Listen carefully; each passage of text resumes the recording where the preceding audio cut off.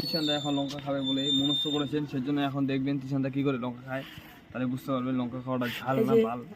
বিদেশি লঙ্কা।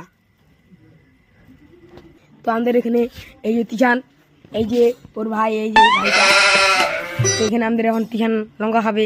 নে ভাই খায় দেখা লঙ্কা, এই যে লঙ্কাটা খা, লঙ্কাটা খা। তো আমরা এখন চলে যাচ্ছি, এই যে ঋত্বিকা কি